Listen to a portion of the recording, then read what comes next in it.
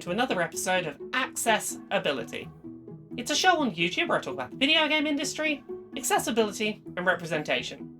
Basically, how can we help more people to play games, and more people to see themselves in the games they play? A couple of weeks ago, on May 20th, we celebrated Global Accessibility Awareness Day, a day dedicated across multiple industries to celebrating accessibility. While game developers can announce their accessibility settings any day of the year, I understand from a cynical marketing perspective why, if you've got accessibility settings to announce, and it's early May, and you know that Global Accessibility Awareness Day is coming up, you might hold that news for that day. We saw that with a few games this year. We saw Ratchet & Clank Rift Apart finally have its accessibility settings detailed without needing to freeze frame a trailer, and we also saw it happen for Psychonauts 2. In a half-hour-long video, Double Fine community manager Heather Alexandra and senior producer Kevin Johnson both detailed all of the accessibility settings coming to Psychonauts 2 at launch. So today, on Accessibility, we're going to talk about Psychonauts 2. We're going to summarise the 30-minute video that detailed all of the game's accessibility settings and condense that down a bit. We're going to talk about some of the groups of gamers who are helped by these settings, and we're going to talk about some small improvements that could be made to make these accessibility settings more accessible. When you first boot up Psychonauts 2, the game brings up a partial assist features menu, designed to make sure that players have the correct settings options enabled to enjoy the game's opening cutscene. Players on first boot can turn on subtitles, alter subtitle text language, swap out the game's custom wonky font for something more traditionally readable, increase subtitles to a single larger font size, as well as activate a setting called Localized Navigation Sign UI. This setting will localize in-game signage, including 3D environmental models, so that the text in-game matches that of your in-game subtitles. Apparently, this setting came about after conversations between Double Fine and Microsoft, following the developer's acquisition. Microsoft apparently impressed upon Double Fine the importance of integrating accessibility into the whole design process, not just tacking it on at the end, which helped make more resource-complex accessibility options like this possible. After this initial assist features menu, players are taken to a mental health advisory screen, which discusses some of the topics and scenarios included in the game, which may be difficult for certain kinds of players. Examples given by Alexandra and Johnson include a level in the game which is themed around gambling addiction, and the game's opening level, which is made entirely out of teeth and may cause issues for players with dental phobia. Other examples given on the mental health advisory screen include PTSD, panic attacks, anxiety, and delusion. While the game screen asserts that these topics are abstracted, touched upon in light-hearted ways, and the game is about healing and recovery, the information is there for players who may need it. After a short introductory video, players reach the main menu where they can jump into the full settings menu for the game. Now, something important to note here for players: the main game's settings menu has an assist features subsection, but it doesn't contain identical options to the assist features menu that was shown when the game first booted up. There's additional options in here that weren't shown to you last time you were in the assist features menu. I feel like this could have been better communicated. Maybe the first settings menu could have been called Quick Start Assist Features or something like that to separate it out from this full menu, as there is the possibility that players may miss additional settings, thinking that they've already gone through the settings menu on first boot up. This full version of the assist features menu contains a toggle to turn off fall damage, a toggle to turn on invincibility, and a narrative combat toggle, which drastically increases the strength of player character Raz's attacks. There's also a camera shake intensity slider for players with motion sickness, and colour blindness filters for a variety of colour blindness types.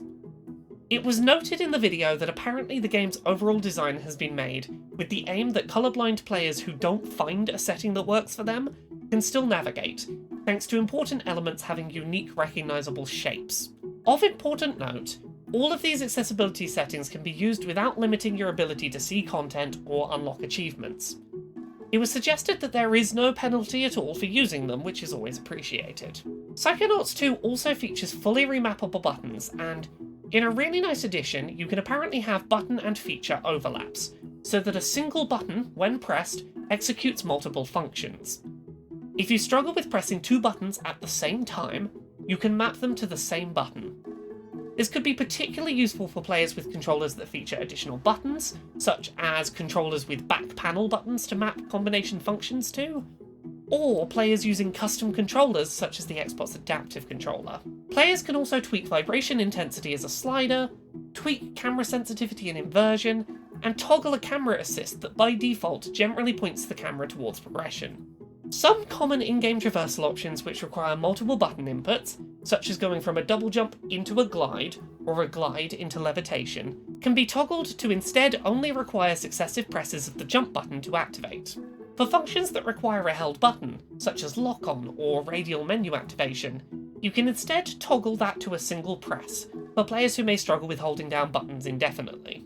And lastly, Psychonauts 2 features a selection of audio sliders designed to help players balance audio in a way that works for them. While the accessibility settings on show here are promising and show a definite effort to be inclusive, there are a couple of tweaks and suggestions that I think would help improve things a little. I recognise that the game is approaching launch and the ability to make changes is minimal, but I think it's important to discuss where improvements can be made. While some of the accessibility settings in Psychonauts 2 can be adjusted to varying degrees, many of them are unfortunately on-off toggles. In a perfect world, players would, for example, have the option to reduce fall damage and combat damage by a few different increments, rather than just having a full damage or invincibility toggle, for example. Some players may not need no damage to be dealt with them, they might just need a little less damage to make it through the game. I would love to see a settings option, so that players who have a specific mental health trigger addressed in the mental health advisory screen could get a warning before that specific scene comes up, so they know when to brace for it. Knowing it's coming at some point in the game is a start, but games like Ikenfell do a really good job of letting players know when a specific scene that may impact a player is about to start. That's something I'd really like to see in any kind of game like this. Considering that the game has font options, allowing players to switch off the default wonky font, it would be great to see, rather than an on-off toggle for their custom font, a couple of different options. Perhaps offer a couple of the competing standards for dyslexia-friendly fonts, such as Open Dyslexic and a couple of common sans serif fonts like Arial or Comic Sans. Additionally, I'd love to see a little more in the way of subtitle options than just regular and large size. Offer a couple of different size options, subtitle backgrounds, speaker tags, colour-coded speaker identification, options like those. Those might already exist in the game as defaults in the subtitles, but they're good options to consider and things that I hope we see, or I hope could be added in future. While there are a few settings that aren't available or that I would like to see tweaked, overall I feel really positive about the level of accessibility available in Psychonauts 2. Obviously, I would like to see some clarification around things like the two different assist features menus that have different content in them, and there's some toggles that I would have preferred to see as having multiple options or being sliders, but overall I think this hits a lot of the basic stuff that video games should be doing in terms of accessibility, and is going to be playable for a decent number of players. Whenever Psychonauts 2 does end up releasing this year, it's reassuring to know that by looking at these settings, I should be able to play the game from both a physical disability and mental health standpoint.